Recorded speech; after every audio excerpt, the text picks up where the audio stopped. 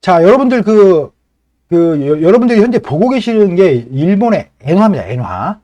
엔화 우리가 이제 그 네이버에서 이렇게 이제 네이버에서 그 엔화 환율을 원엔을 검색하시면 이렇게 환율을 검색하시면 엔화가 최근 한 3년간 이렇게 보시면 굉장히 원엔도 많이 내려왔죠. 900원까지요. 요게. 근데 이제 어쨌든 원엔은 근데 우리나라 입장이고 실질적으로는 이제 그 국제시장에서는 이제 그 달러엔이 중요합니다. 달러엔이 지금 149점 현재가가 148.8이래요. 엔화가 여러분이 요게 장기 차트예요. 요게 엔화가 왜 앞으로 다시 반등적으로 갈 수밖에 없냐면, 물론 일본이요 금리를 여전히 그 예금금리 기준으로 마이너스 0.1%예요. 예금금리 기준으로 마이너스 0.1%. 그 다음에 대출금리 기준으로는 이제 은행에 그 마진을 붙이니까 당연히 플러스 얼마겠죠. 예금금리가 마이너스 0.1인데 조만간에 이거를 삭제할 게 거의 확실시돼요. 일본이 장기적인 그런 통화정책의 변화가 아마 빠르면 이번 달 30일 10월 말에 있을 그 일본 뱅크 오브 재팬 그 통화정책 회의에서 아마 이 마이너스 금리에 대해서 해제를 하는 그게 아마 결정될 가능성이 높아요. 그래서 지금 엔화를 살 때가 지금 우리 햇반님 얘기대로 엔화를 살 때가 기술적으로도 이게 여러분 이게 이른바 아베노믹스예요. 아베노믹스가 된 거예요. 아베노믹스가 이게 시작됐다가 뭐 이렇게 이제 아베가 작년에 돌아가셨죠. 그리고 나서 엔화가 한 번 더 달러 강화 때문에 약세를 보이고 있는데 지금 여기 이제 이중바닥까지 왔어요. 엔화 선물 기준으로 볼 때. 그래서 엔화에 지금부터는 투자를 할 때가 맞다. 그 다음에 기술적으로도 886 아래까지 와 있습니다.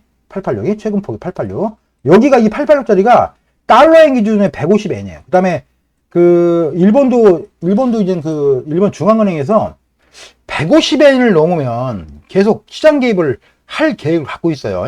최근에는 구두 개입만 했지만 구두 개입. 그래서 며칠 전에 여기 지금 이렇게 보면 분봉으로 보면 한 3일 됐나? 한 3일 전에 이렇게 갑자기 팍 하나가 바닥에서 위로 뛰었죠. 요게 150.15엔을 찍을 때였어요. 150.15엔.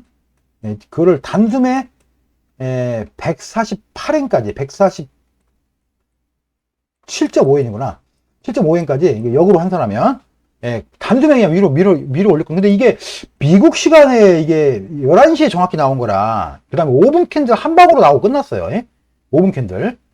밤 11시에 5분 캔들 나온 거라, 좀 시장에서는 이게 일본 중앙은행이 개입한 거 맞아? 그 다음에 역대 일본 중앙은행이 개입할 때는 이 시간에 개입한 적은 없었거든요, 대부분요. 이 시간에. 그러니까 이 미국장 시장에 개입한 적은 없었기 때문에 좀 반신반의했어요. 어쨌든 150엔은 심리적인 지지선이기 때문에, 그 다음에 심리적인 지지선 플러스로 일본 은행에서 적극적인 시장 개입을 할 때가 됐기 때문에 엔화를 다시 살 때가 왔다는 얘기를 여러분 들린 거예요. 엔화 장기적으로 엄청 빠졌죠. 근데 엔화를 살려면 그럼 뭘 사야 되냐? 우리가 살 수 있는 건 레버리지 ETF밖에 없잖아요. 그래서 현재 지금 검색해 보니까 요거밖에 없네요. 다만 여러분 통화정책은 이건 여러분 곱하기 2짜리입니다. 트루 레버리지 일본 N 선물 곱하기 2짜리니까 이거는 변동성이 예를 들면 N이 1% 오르면 얘는 2% 올라가는, 거꾸로 1% 빠지면 2% 빠지는 종목 좀 찾아보시면 금방 나와요. 예를 들면 여기서 이렇게 예를 들면 하나금융이나 이런 데서 ETN에서 뭐 N을 치면 예를 들면 뭐 그냥 1대1짜리 선물도 있고 곱하기 2짜리도 있고요. 레버리지자가 보통 곱하기 2입니다. 2배짜리. 그래서 엔화를 만약에 사시려면 현재는 지금 570095번 이런 종목들을 분할로 사셔야 됩니다. 분할로. 왜냐하면 통화는요 한 방에 절대 막 확 움직이지 않아요. 그리고 이제 아까 말씀드린 대로 뱅크 오브 재팬의 통화정책 회의가 언제 있냐면 이번 달 말에 있어요. 그러니까 서서히 한 10월 달에 선물하시는 게 아니고 이건 ETF예요. ETF. 주식 계좌를 하는 거예요.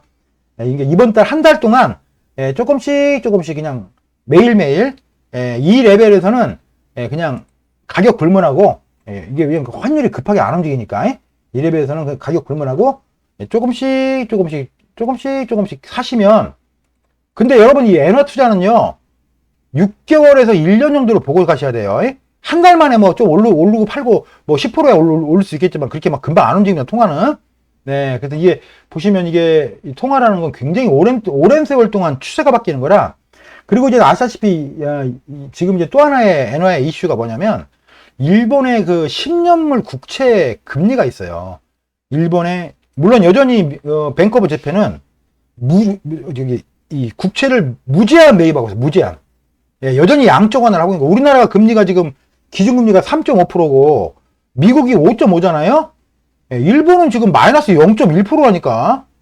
예, 그래서 뭐 가끔은 한국은행이 금리를 안 올리고 버틸 수 있냐? 저는 안 올리고 버틸 수 있다고 봅니다. 아, 일본도 저렇게 하는데 우리가 금리 뭐 미국 따라갈 이유가 뭐가 있어?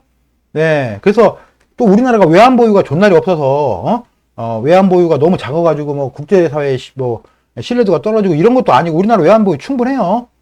예, 그래서 금리 굳이 더 올릴 필요 없어요. 왜냐면 여기서 금리 더 올렸다가는 우리나라 가계부채 문제 때문에 잘못하면 나라가 작살나. 그 다음에 금리를 안 올리면 뭐 미국과 일본, 한국의 뭐 금리 격차가 크면 자금이 빠져나간다. 안 빠져나갔어요. 여러분 단 한 번도 우리나라에 들어온 투자 자금은요 금리 차이 때문에 빠져나간 적은 단 한 번도 없어요. 단 한 번도.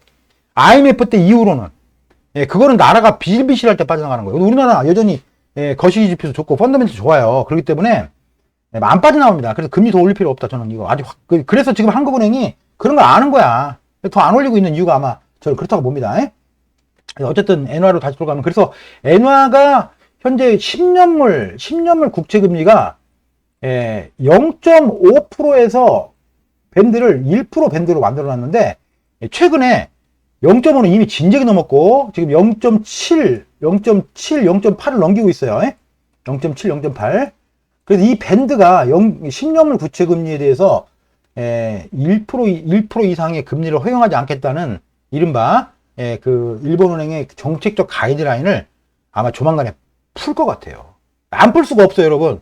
근데 또 이제 일본은 거꾸로 가는 게 뭔지 아세요, 여러분들? 일본은행 그 통화정책 그 회의를 그 보고서를 보면 겁나게 웃겨요. 전 세계는 물가가 오르니까 통화를 걷어들이고 금리를 올리잖아요. 걔들은 반대야. 물가가 아직 안 떨어져서 더 양적 완화를 한대.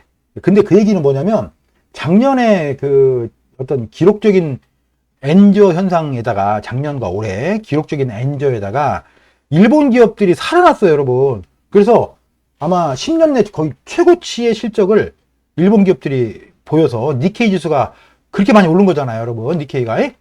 네. 근데 이제 여러 가지를 놓고 볼 때 일본의 통화 정책은 조만간 변한다. 10월 말, 빠르면 10월 말부터 변하기 때문에 그럼 장기 추세를 보면 엔화가 여러분 이게 장기 추세가 중요한 겁니다. 장기 추세를 보면 엔화가 여기서부터 요렇게 좀 보면 현재 지금 얼마야? 6,800이니까 장기 추세가 변해서 얘가 이런 식으로 간다고 생각을 해봐요. 느립니다. 한 1년 걸릴 거예요. 1년, 2년. 그러면 여기서 이 정도 올라가면 한 20%, 20, 30% 30% 올라가는 거겠죠? 그럼 곱하기 2짜리는 60% 먹는 거고, 한 1년 보셔야 돼요. 그 다음에 곱하기 1짜리는 30% 먹는 그런 게임이기 때문에 엔화는 기술적으로도 현재 쌍바닥 국면이다.